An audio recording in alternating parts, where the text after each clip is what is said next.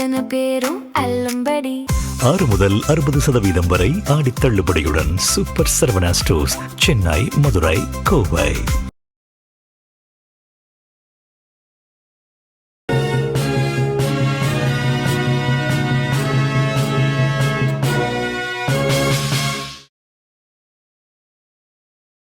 வணக்கம். ஜெம் செய்திகளை வழங்குவதற்காக நான் உங்கள் ஜெனிஷா அகஸ்டன். இந்திய நேரப்படி காலை 8:30 மணி செய்திகள். முதலில் ஜெம் தலைப்பு செய்திகளை காணலாம். எதிர்க்கட்சி தலைவர் பெண்களை சக மனிதராக கூட கருதவில்லை, அமைச்சர் ஆதவ் அர்ஜுனா குற்றச்சாட்டு.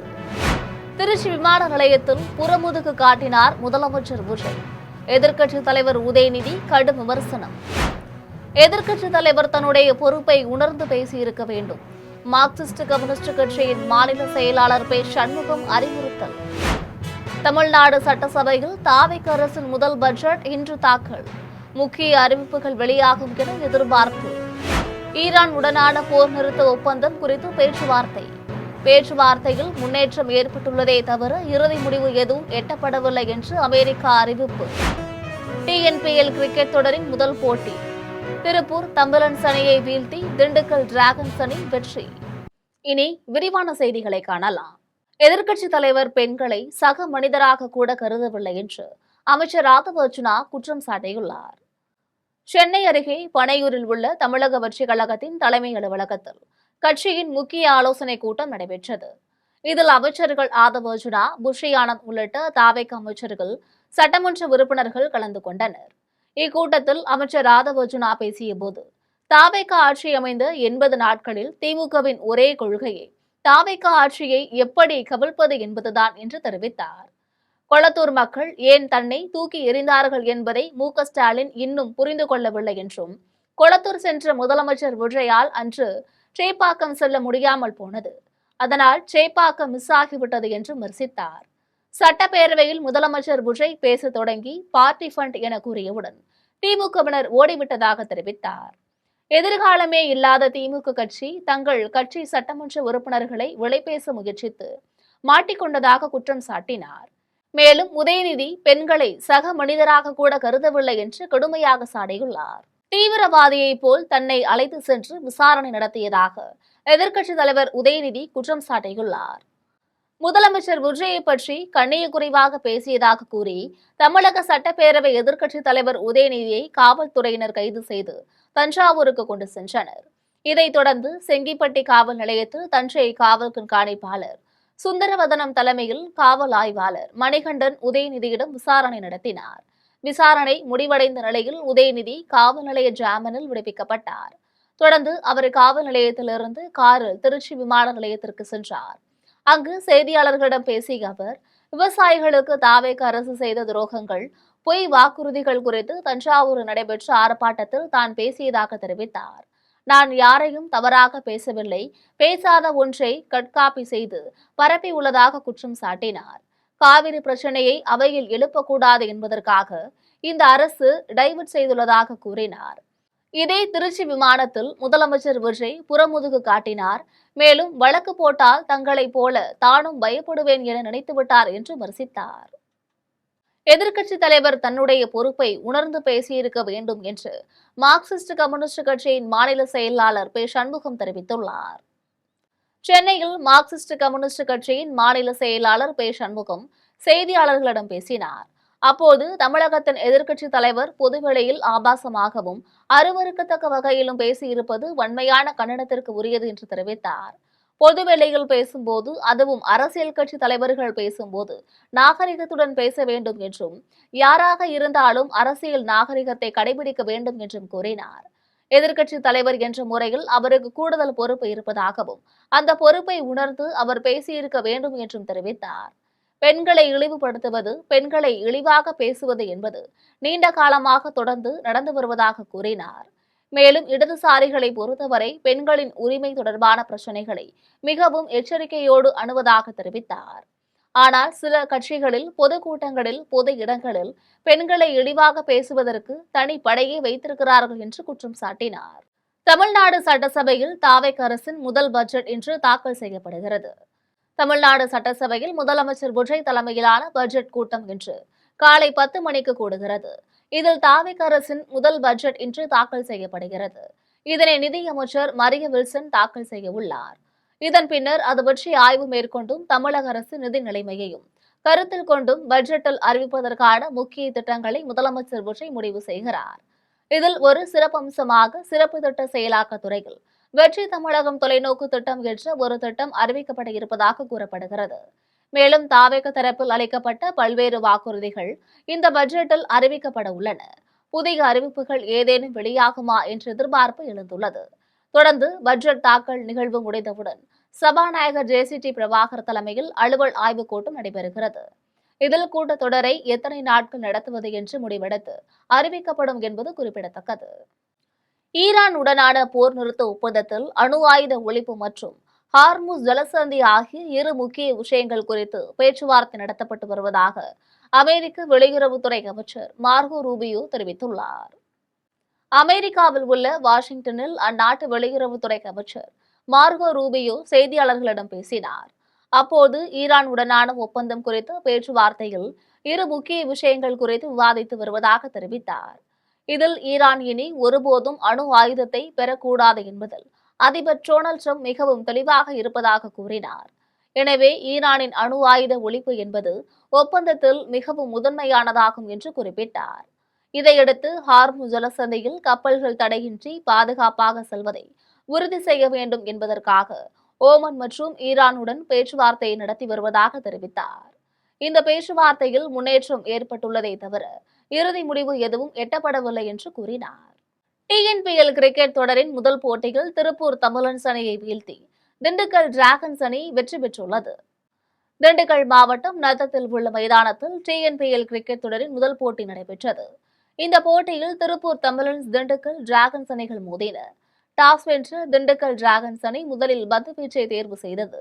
இதன்படி திருப்பூர் தமிழன்ஸ் அணி முதலில் பேட்டிங் செய்து 15 ஓவர்களில் 107 ரன்கள் எடுத்து ஆல் அவுட் ஆனது. இதையடுத்து 108 ரன்கள் எடுத்தால் வெற்றி என்ற இலக்குடன் களமிறங்கிய திண்டுக்கல் டிராகன்ஸ் அணி 18 ஓவர்களில் 3 விக்கெட்டுகள் இழப்பிற்கு 111 ரன்கள் எடுத்தது. இதில் அதிகபட்சமாக அனுராக் ராஜேஷ்குமார் 34 ரன்களும் விமல்குமார் 30 ரன்களும் எடுத்தனர். இதன் மூலம் திண்டுக்கல் டிராகன்ஸ் அணி 7 விக்கெட்டுகள் வித்தியாசத்தில் திருப்பூரை எளிதில் வீழ்த்தி தொடரை வெற்றியுடன் தொடங்கியுள்ளது. உதயநிதி சட்டமன்ற உறுப்பினராக இருக்கக்கூட தகுதி இல்லை என்று சட்டத்துறை அமைச்சர் நிர்மல்குமார் விமர்சனம் செய்துள்ளார். சென்னையில் சட்டத்துறை அமைச்சர் நிர்மல்குமார் எதிர்க்கட்சித் தலைவர் உதயநிதி ஸ்டாலின் கைது செய்யப்பட்டது குறித்து செய்தியாளர்களை சந்தித்து பேசினார். அப்போது முன்னாள் முதலமைச்சர் ஜெயலலிதா உயிருடன் இருந்திருந்தால் இத்தகைய சூழலில் என்ன நடவடிக்கை எடுத்திருப்பாரோ அதைத்தான் முதலமைச்சர் விஜய் அவர்கள் துணிச்சலாக செய்திருப்பதாக தெரிவித்தார். தான் ஆட்சியில் இருக்கும் போதே முன்னாள் முதலமைச்சர் ஜெயலலிதா குறித்து உதயநிதி கொச்சையாக பேசிய போதும் அன்றைய முதலமைச்சராக இருந்த எடப்பாடி பழனிசாமி அவர் மீது எந்தவித சட்ட நடவடிக்கையும் எடுக்கவில்லை என்று குற்றம் சாட்டினார். எதிர்க்கட்சி தலைவராக அல்ல, ஒரு சட்டமன்ற உறுப்பினராக இருக்கக்கூட உதயநிதிக்கு தகுதி இல்லை என்று தெரிவித்தார். இந்த அரசு, இந்த காவல்துறை கண்டிப்பாக அவருடைய சட்டப்பூர்வமாக என்ன நடவடிக்கை எடுப்பாங்க அதை எடுப்பாங்க. அதில் எந்த மாற்று கருத்தும் கிடையாது. ஏன்னா இவர் திரும்ப உதயநிதிட்டே தான் சொல்லிட்டு இருக்கோம். அவர் காவேரி விஷயத்தில் அவருக்கு மேகதாது விஷயம் எதுவும் தெரியலன்னா தெரியாத விஷயத்தை போய் அங்கே போய் பேசுறதுக்காக அவர் போய் தேவையில்லாத விஷயங்களை அங்கே போய் பேசிட்டு வந்திருக்காரு. அவர் பேசிய விஷயங்கள் எல்லாரும் பார்த்துருப்பாங்க. திமுகவினருக்கு எவ்வளோ பேர் இருக்காங்க, அவங்களுடைய வீட்டிலேயே அவர் பேசுனதை போட்டு காட்டும். அனைத்து தரப்பினரும் அனைத்து கட்சியினரும் உதயநிதி பேச்சை கண்டித்துள்ளதாக அமைச்சர் அருண்ராஜ் தெரிவித்துள்ளார். சென்னை ஓமந்தூரார் அரசு பன்னோக்கு மருத்துவமனையில் மழைக்கால தொற்று நோய்கள் தடுப்பு முன்னேற்ற நடவடிக்கைகள் குறித்து பல்துறை அலுவலர்களுக்கான ஒருங்கிணைப்பு கூட்டம் நடைபெற்றது. இந்த கூட்டத்தில் அமைச்சர்கள் புஷியானந்த், அருண்ராஜ் ஆகியோர் கலந்து கொண்டனர். இக்கூட்டத்திற்கு பின்னர் அமைச்சர் அருண்ராஜ் செய்தியாளர்களை சந்தித்து பேசினார். அப்போது அனைத்து தரப்பினரும் அனைத்து கட்சியினரும் உதயநிதி பேச்சை கண்டித்துள்ளதாக தெரிவித்தார். பெண்களுக்கு எதிரான குற்றங்களை பார்த்து கொண்டு இந்த அரசு சும்மா இருக்காது என்று கூறினார். கொச்சையாக அருவருக்கத்தக்க வகையில் வார்த்தைகளை பேசிவிட்டு யாரும் கடந்து போக முடியாது என்றும் அதுவும் இது போன்று முக்கிய பொறுப்பில் இருப்பவர்கள் அப்படி பேசவே கூடாது என்றும் தெரிவித்தார். நீங்கள் பார்த்துருப்பீங்க, ஏன்னா அனைத்து மக்களும் சரி அனைத்து கட்சியினரும் சரி அந்த அளவுக்கு மோசமாக இருந்ததுன்னு அவங்க கண்டிச்சிருக்காங்க. யார் ஒருவரும், அவங்க மட்டும் இல்லை, யார் ஒருவரும் பெண்களை பற்றி இப்படி தரக்குறைவாக பேசக்கூடாது அப்படிங்கிறத தான் மக்கள் எதிர்பார்க்குறாங்க. அதற்கான கடுமையான நடவடிக்கை என்ன தேவையோ அதை கண்டிப்பாக நம்ம அந்த அரசு மேற்கொள்ளும். பெண்களின் பாதுகாப்பு மற்றும் மரியாதைக்காக தாவேக அரசு முழு மூச்சுடன் செயல்படும் என்று சட்டமன்ற உறுப்பினர் முஸ்தபா தெரிவித்துள்ளார். சென்னை சேப்பாக்கத்தில் நடைபெற்ற தாவேக உறுப்பினர் சேர்க்கை நிகழ்ச்சியில் மதுரை மத்திய தொகுதி சட்டமன்ற உறுப்பினர் முஸ்தபா பேசினார். அப்போது பெண்களை இழிவுபடுத்தும் வகையில் பேசியதாக கூறப்படும் விவகாரத்தில் எதிர்க்கட்சித் தலைவர் உதயநிதி ஸ்டாலினை கைது செய்தது காவல்துறை தனது கடமையை செய்ததற்கான நடவடிக்கை என கூறினார்.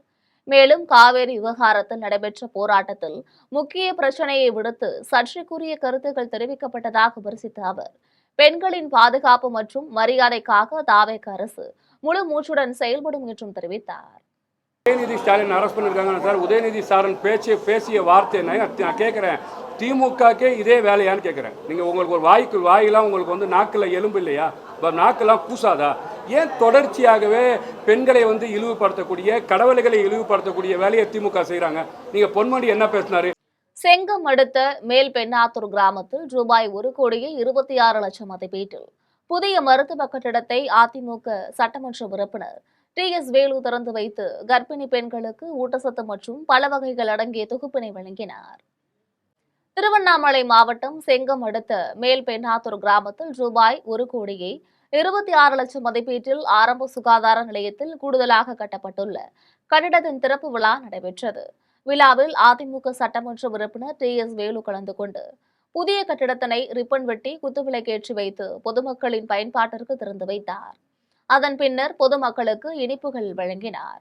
அதனைத் தொடர்ந்து அப்பகுதியை சேர்ந்த கர்ப்பிணி பெண்களுக்கு ஊட்டச்சத்து மற்றும் பல வகைகள் அடங்கிய தொகுப்பினை வழங்கினார். மேல் பெண்ணாத்தூர் கிராமத்தில் ஆரம்ப சுகாதார நிலையத்தில் புதிதாக மருத்துவ கட்டிடம் திறந்து வைக்கப்பட்டதால் கிராம பொதுமக்கள் மகிழ்ச்சியடைந்தனர்.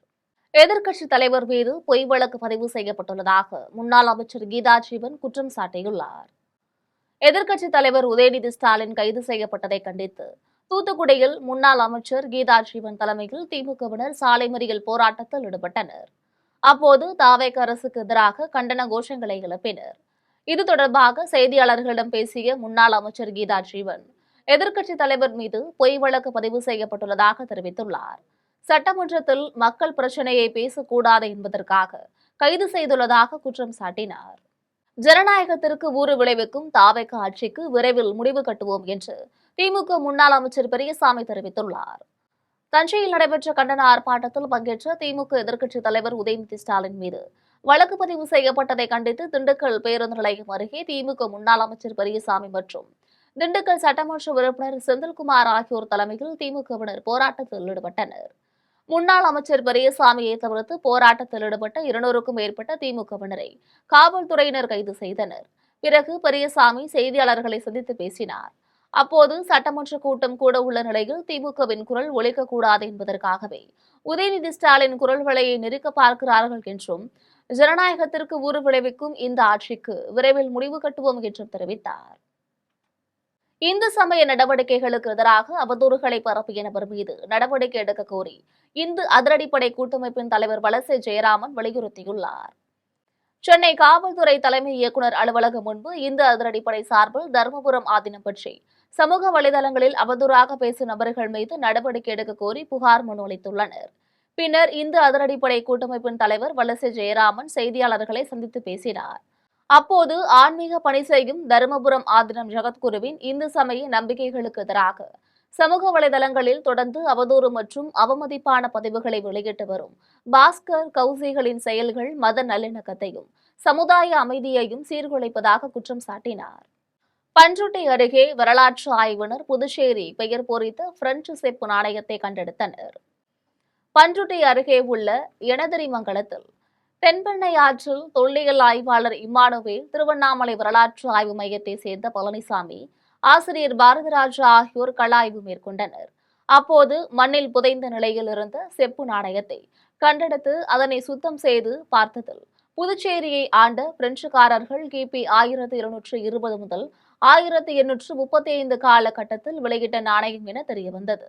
கண்டெடுத்த செப்பு நாணயத்தின் எடை 4.3 கிராம் உள்ளதாகவும், நாணயத்தின் முன்பக்கம் பிரெஞ்சு அரசின் சின்னமான அள்ளிப்பூவின் உருவமும், பின்பக்கம் புதுச்சேரி என தமிழ் எழுத்துக்களில் 3 வரிகள் பொறிக்கப்பட்டுள்ளதாகவும் கள ஆய்வினர் தெரிவித்தனர்.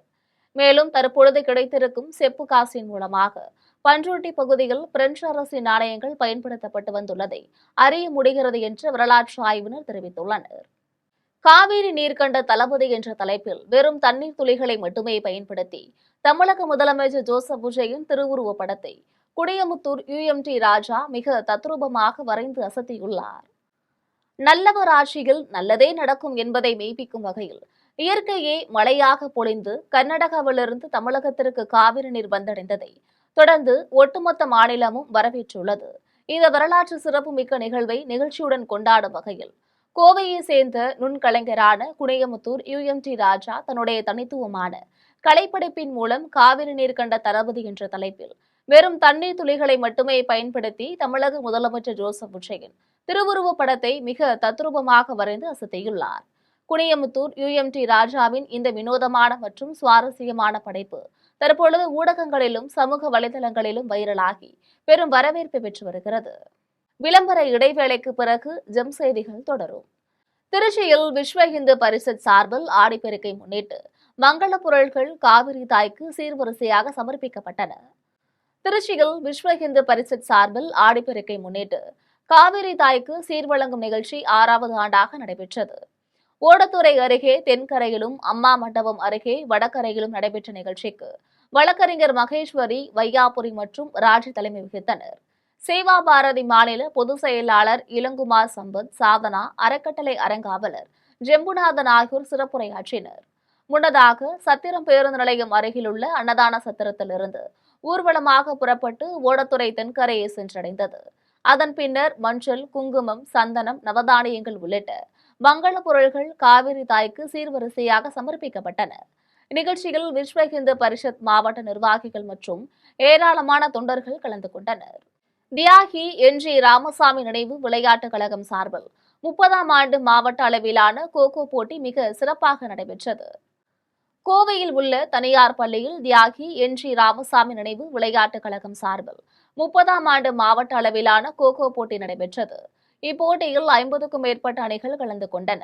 வெற்றி பெற்ற அணிகளுக்கு தனியார் பள்ளி செயலாளர் நாராயணசாமி, தியாகி NGR பள்ளி முன்னாள் மாணவர் சங்க தலைவர் சீதாபதி உள்ளிட்டோர் பரிசுகளை வழங்கி பாராட்டினர். கோவையில் வீட்டுமனை திருவிழா ஆகஸ்ட் 7 முதல் 3 நாட்கள் கொடிசியாவில் நடைபெறுகிறது. கோவை கிரெட்டாய் அமைப்பு சார்பில் சொத்து கண்காட்சி மற்றும் விற்பனை திருவிழா ஆகஸ்ட் 7, 8 மற்றும் 9 ஆகிய தேதிகளில் கோவை கொடிசியா அரங்கத்தில் நடைபெறுகிறது. இக்கண்காட்சியில் 35க்கும் மேற்பட்ட முன்னணி கட்டுமான நிறுவனங்களின் 100க்கும் அதிகமான குடியிருப்பு திட்டங்கள் இடம்பெறுகின்றன. இக்கண்காட்சி மூலமாக வீடு வாங்குவது சிறந்த நிதி முதலீடாக அமையும் என்று கோவை கிரெட்டாய் நிர்வாகிகள் தெரிவித்தனர். சேலத்தில் உள்ள தனியார் பள்ளியில் நடைபெற்ற 66வது ஆண்டு விளையாட்டுப் போட்டிகள் மாணவிகள் பல்வேறு போட்டிகளில் ஆர்வத்துடன் பங்கேற்று தங்களது திறமைகளை வெளிப்படுத்தினர். சேலத்தில் உள்ள தனியார் பள்ளியில் 66வது ஆண்டு விளையாட்டுப் போட்டி நடைபெற்றது. இந்நிகழ்ச்சியில் சிறப்பு விருந்தினராக தமிழ்நாடு வனத்துறையின் சேலம் வட்ட வன பாதுகாவலர் கலாநிதி கலந்து கொண்டு விளையாட்டுப் போட்டிகளை தொடங்கி வைத்தார். இதில் மாணவிகள் பல்வேறு தடகள மற்றும் விளையாட்டுப் போட்டிகளில் ஆர்வத்துடன் பங்கேற்று தங்களது திறமைகளை வெளிப்படுத்தினர். இதில் வெற்றி பெற்ற மாணவ மாணவிகளுக்கு பரிசுகள் மற்றும் சான்றிதழ்கள் வழங்கப்பட்டது. கெங்கவழியில் உள்ள டாஸ்மாக் கடையை அகற்றக் கோரி பொதுமக்கள் போராட்டத்தில் ஈடுபட்டனர். சேலம் மாவட்டம் கெங்கவள்ளி சிவன் கோவில் அருகே தம்மம்பட்டி சாலையில் செயல்பட்டு வரும் அரசு டாஸ்மாக் கடையை அகற்றக் கோரி பெண்கள் உட்பட 50க்கும் மேற்பட்ட பொதுமக்கள் போராட்டத்தில் ஈடுபட்டனர். குடியிருப்பு பகுதி மற்றும் முக்கிய சாலையோரத்தில் உள்ள இந்த கடையால் மது அருந்துவோர், பெண்கள் மற்றும் பள்ளி மாணவிகளுக்கு தொந்தரவு ஏற்படுவதாக பொதுமக்கள் குற்றம் சாட்டினர். தகவல் அறிந்து வந்த கெங்கவள்ளி காவல்துறையினர் மற்றும் சேலம் டாஸ்மாக் உதவி மேலாளர் சரவணகுமார் பேச்சுவார்த்தை நடத்தினார். 1 மாதத்திற்குள் கடையை மாற்ற நடவடிக்கை மேற்கொள்ளப்படும் என அதிகாரிகள் உறுதியளித்ததை தொடர்ந்து சுமார் 1 மணி நேரம் நீடித்த போராட்டத்தை பொதுமக்கள் கைவிட்டு கலைந்து சென்றனர். சென்னையில் எதிர்க்கட்சித் தலைவர் உதயநிதி ஸ்டாலின் கைது செய்யப்பட்டதை கண்டித்து பண்ருட்டியில் திமுகவினர் ஆர்ப்பாட்டத்தில் ஈடுபட்டனர். தஞ்சையில் நடைபெற்ற கூட்டத்தில் முதல்வர் விஜயை அவதூறாக பேசியதை தொடர்ந்து சென்னையில் எதிர்க்கட்சித் தலைவர் உதயநிதி ஸ்டாலின் கைது செய்யப்பட்டதை கண்டித்து கடலூர் மாவட்டம் பண்ருட்டியில் திமுக சார்பில் கண்டன ஆர்ப்பாட்டம் நடைபெற்றது.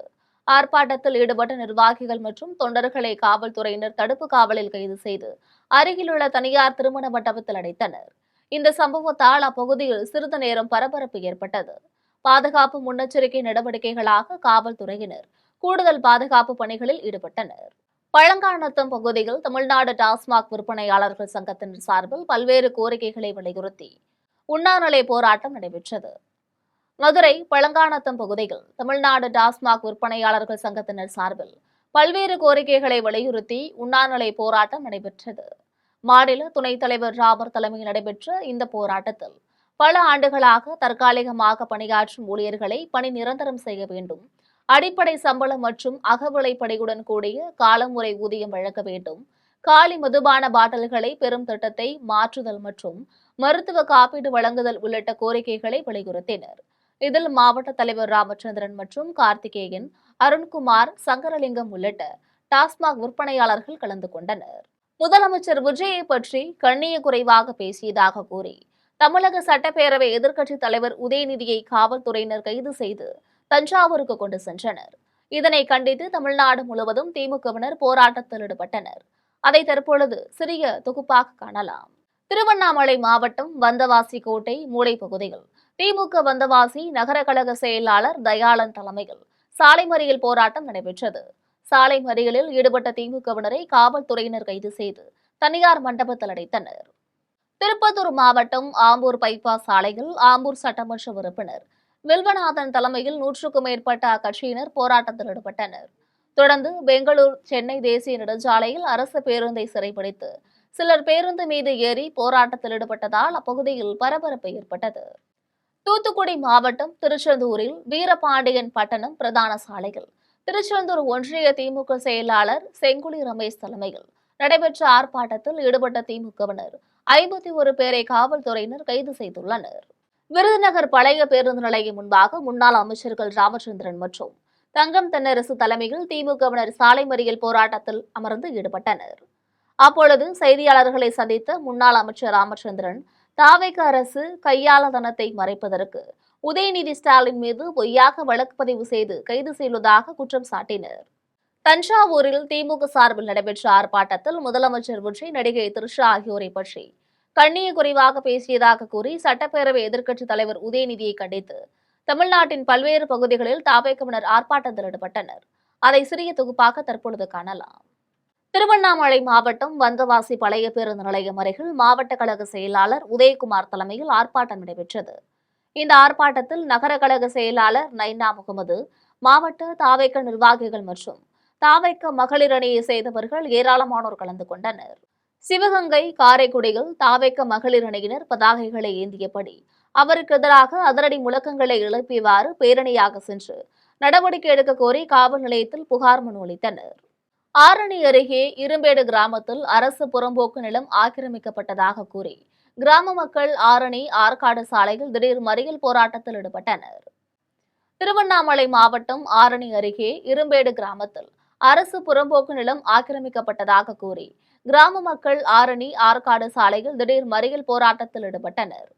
தலைமுறைகளாக வழிபட்டு வரும் கல் அமைத்துள்ள இடத்தை கடந்த 10 ஆண்டுகளாக தனிநபர் ஆக்கிரமித்துள்ளதாகவும் பலமுறை புகார் அளித்தும் நடவடிக்கை எடுக்கப்படவில்லை என்றும் பொதுமக்கள் குற்றம் சாட்டினர்.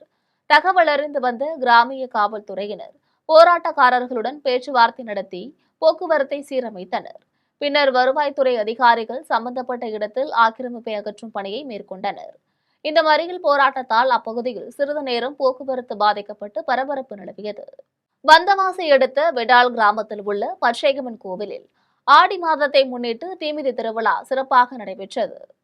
திருவண்ணாமலை மாவட்டம் வந்தவாசி அடுத்த வெடால் கிராமத்தில் உள்ள பச்சையம்மன் கோவிலில் ஆடி மாதத்தை முன்னிட்டு தீமிதி திருவிழா நடைபெற்றது.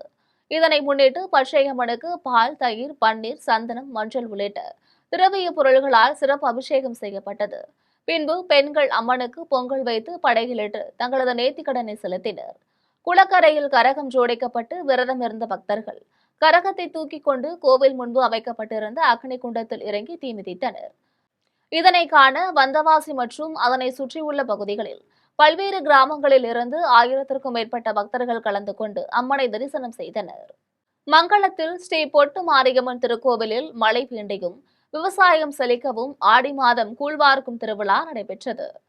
திருவண்ணாமலை மாவட்டம் மங்களம் கிராமத்தில் அமைந்துள்ள ஸ்ரீ பொட்டு மாரியம்மன் திருக்கோவிலில் மழை வேண்டி விவசாயம் செழிக்க ஆடி மாதம் கூழ்வார்க்கும் திருவிழா நடைபெற்றது. விழாவின் முன்னதாக பக்தர்கள் அம்மன் வேடம் அணிந்தும் பூக்கரகத்தை ஊர்வலமாக எடுத்து சென்று நேர்த்திக்கடன் செலுத்தினர். அதைத் தொடர்ந்து ஸ்ரீ பொட்டு மாரியம்மனுக்கு சிறப்பு அபிஷேகங்கள், ஆராதனைகள் நடைபெற்றது. பின்னர் வண்ண மலர்களால் அலங்கரிக்கப்பட்ட ஸ்ரீ பொட்டு மாரியம்மன் பக்தர்களுக்கு காட்சியளித்தார். இதில் ஏராளமான பொதுமக்கள் கலந்து கொண்டு சாமி தரிசனம் செய்தனர். கலந்து கொண்ட பக்தர்களுக்கு கூழ் வழங்கப்பட்டது. நிகழ்ச்சி ஏற்பாடுகளை கோவில் தர்மகர்த்தா, சகாதேவன் மற்றும் விழாக்குழு தலைவர், உறுப்பினர்கள் செய்திருந்தனர். மீண்டும் ஜெம் தலைப்பு செய்திகள். எதிர்க்கட்சி தலைவர் பெண்களை சக மனிதராக கூட கருதவில்லை. அமைச்சர் ஆதவ் அர்ஜுனா குற்றச்சாட்டு. திருச்சி விமான நிலையத்தில் புறமுதுகு காட்டினார் முதலமைச்சர் விஜய்.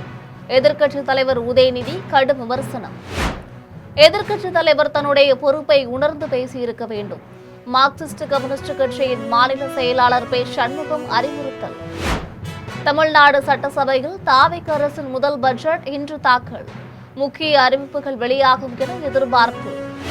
ஈரான் உடனான போர் நிறுத்த ஒப்பந்தம் குறித்து பேச்சுவார்த்தையில் முன்னேற்றம் ஏற்பட்டுள்ளதே தவிர இறுதி முடிவு எதுவும் எட்டப்படவில்லை என்று அமெரிக்கா அறிவிப்பு. TNPL கிரிக்கெட் தொடரின் முதல் போட்டி. திருப்பூர் தம்பலன்ஸ் அணியை வீழ்த்தி திண்டுக்கல் டிராகன்ஸ் அணி வெற்றி. இத்துடன் ஜெம் செய்திகள் நிறைவடைகின்றன. மீண்டும் ஜெம் செய்திகள் மதியம் 1:30 மணிக்கு. உடனுக்குடன் செய்திகளை காண ஜெம் லைவ்.tv என்ற இணையதளத்தில் இணைந்திருங்கள். நன்றி, வணக்கம்.